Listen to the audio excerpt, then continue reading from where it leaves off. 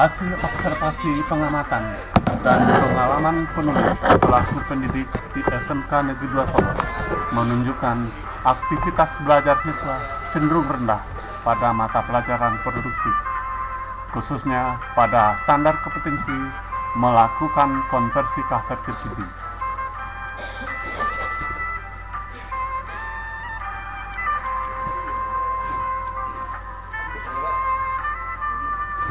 Hal ini terlihat dari banyaknya siswa yang kurang tertarik pada penyampaian materi berkaitan teori pendukung kompetensi.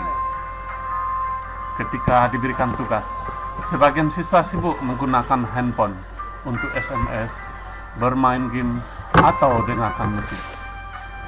Dalam melakukan tugas, siswa cenderung asal-asalan atau menyalin pekerjaan temannya.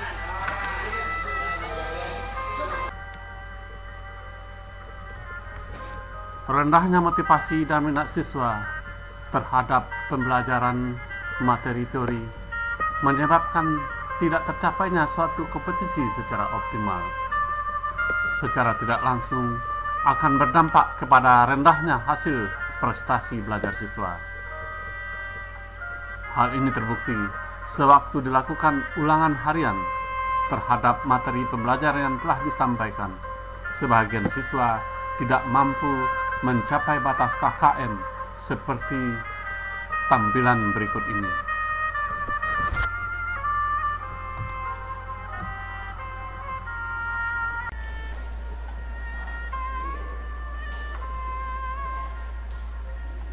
Selain hasil ulangan harian yang rendah, saat evaluasi ditemukan masih ada sebagian siswa yang tertangkap menggunakan handphone untuk meminta jawaban atau saling tukar-menukar jawaban melalui SMS.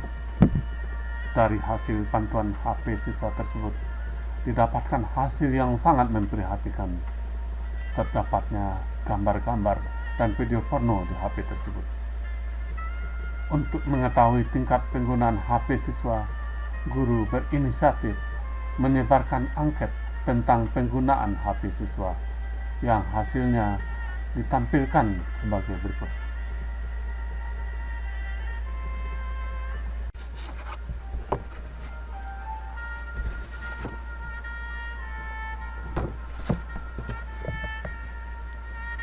Dari gambar di atas diketahui keseluruhan siswa sudah memiliki HP, tapi penggunaannya baru rata-rata 23% untuk pembelajaran.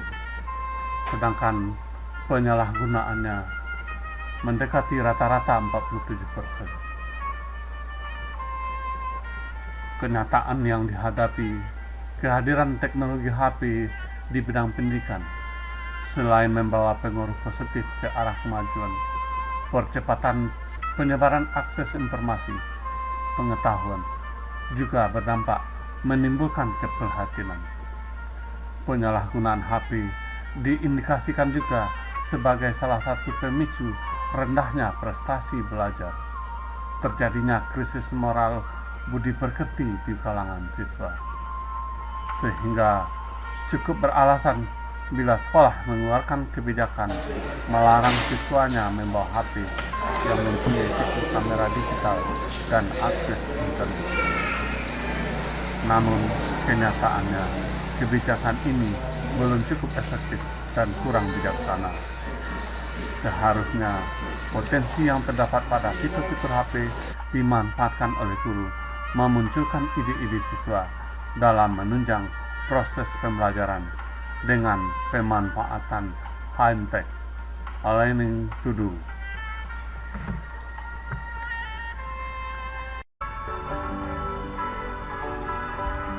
Upaya mengatasi masalah pembelajaran, kurangnya aktivitas belajar siswa, dan sumber pembelajaran.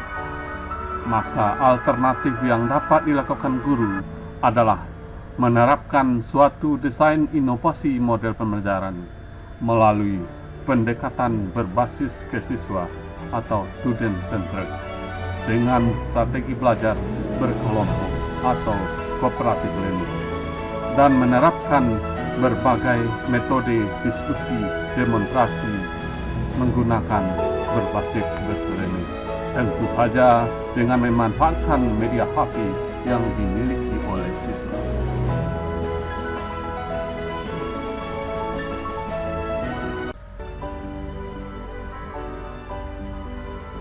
Alasan memilih strategi belajar kooperatif karena melalui strategi ini akan meningkatkan aktivitas siswa. Siswa dalam kelompok heterogen belajar bersama, saling membantu teman untuk mencapai ketuntasan belajar dalam kelompoknya. Diterapkan metode proyek karena pembelajaran berbasis proyek akan meningkatkan antusias belajar sehingga mengatasi rendahnya motivasi belajar.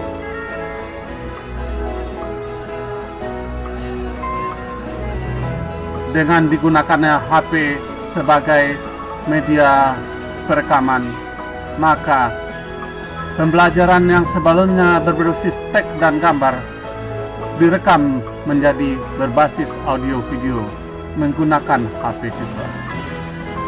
Hal ini sebagai salah satu upaya positif pemanfaatan teknologi HP yang selama ini menjadi keprihatinan kalangan pendidik dan orang tua.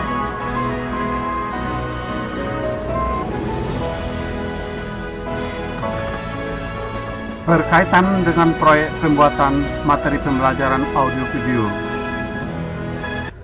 kegiatan inti yang dilakukan berupa aktivitas pembelajaran.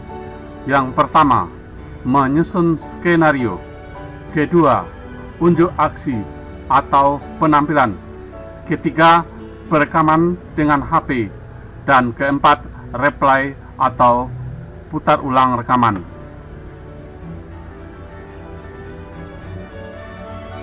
Kegiatan inti inilah yang dijadikan strategi pembelajaran dengan mnemonik super berbasis HP.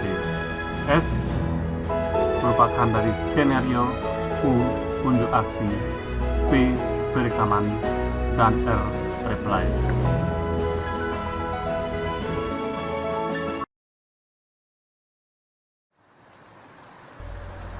Pada pembelajaran dengan metode super berbasis HP, ada beberapa tahapan atau fase yang dilakukan. Yang pertama, pada kegiatan pendahuluan adalah tahap persiapan. Peran guru memotivasi siswa, menempatkan siswa untuk lebih siap menerima pembelajaran, dan melakukan tes karakteristik gaya belajar, visual, auditory, kinestik.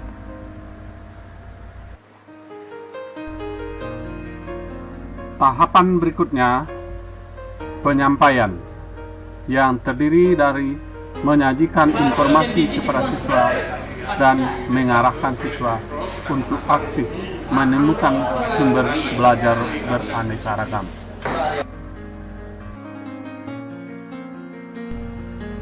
Kegiatan selanjutnya yaitu organisasi siswa dalam kelompok belajar atau cooperative learning.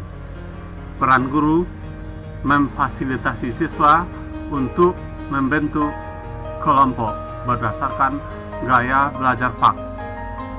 Kemudian menjelaskan bagaimana cara membentuk kelompok belajar yang kompak agar dapat bekerja sama secara efisien.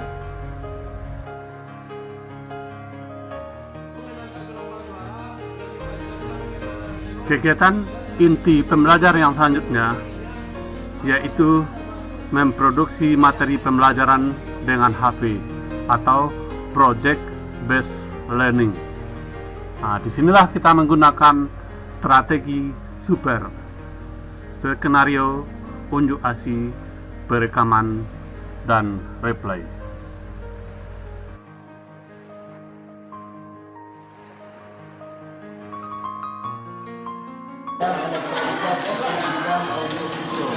Yang pertama, kita akan mempelajari tentang diagram konversi. Blok diagram konversi terdiri atas 4 blok, yaitu yang pertama source atau sumber.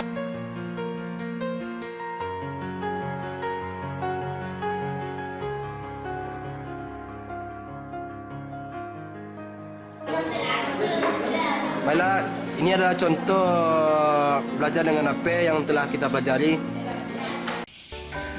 menampilkan kinerja ketiga keyboard yang berfungsi sebagai untuk memasukkan fungsi-fungsi tombol ke dalam pekerjaan. Contohnya Microsoft Word, Mega 4, mouse yang berfungsi untuk menggerakkan kursor.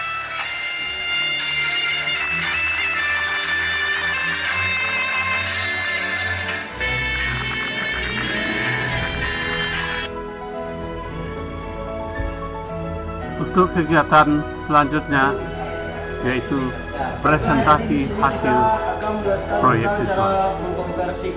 Dalam hal ini, guru memfasilitasi siswa untuk menyiapkan dan menampilkan karya dalam bentuk audio video. Kemudian memberikan kesempatan kepada teman sekelas untuk memberikan respon, tanggapan positif dan negatif, serta guru memberikan treatment positif dan konfirmasi. Tahapan terakhir adalah evaluasi yang merupakan penutup pembelajaran. Mengevaluasi aktivitas siswa dalam PBM, mengevaluasi hasil produk siswa, melaksanakan ujian kompetensi, dan merencanakan kegiatan tindak lanjut.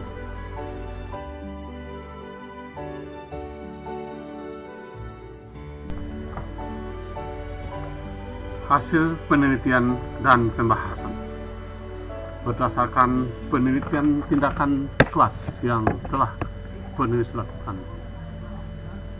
Pada penggunaan HP, terjadinya peningkatan penggunaan dalam pembelajaran. Pada awal kelas siklus 19% menjadi 60% pada siklus 1 dan 95% pada siklus 2. Sedangkan penyalaan gunaan HP dalam pembelajaran yang pada awalnya 53% di prasiklus menjadi 19% di siklus 2 dan hanya 1% di siklus 3. Pada penelitian selanjutnya tidak dilakukan lagi pengamatan penggunaan HP siswa.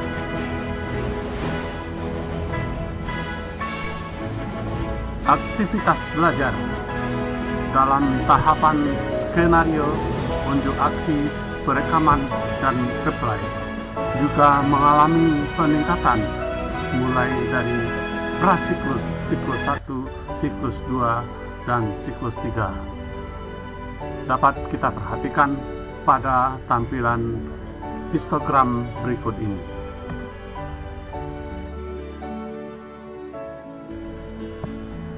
Peningkatan aktivitas belajar siswa dengan menggunakan pembelajaran berbasis HP juga berdampak terhadap hasil belajar. Jumlah ketuntasan siswa dan persentase ketuntasan siswa yang lulus dapat kita lihat pada histogram berikut ini.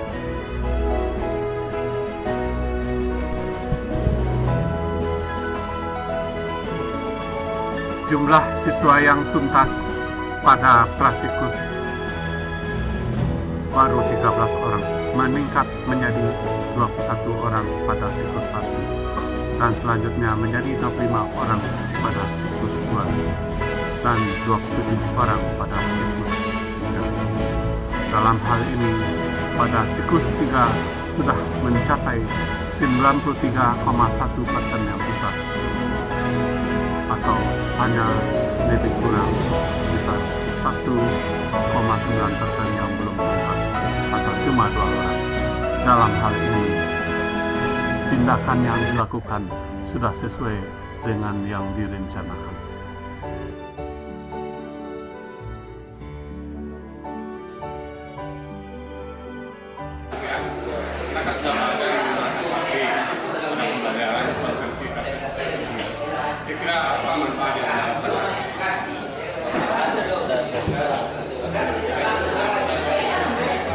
Metode rekaman ini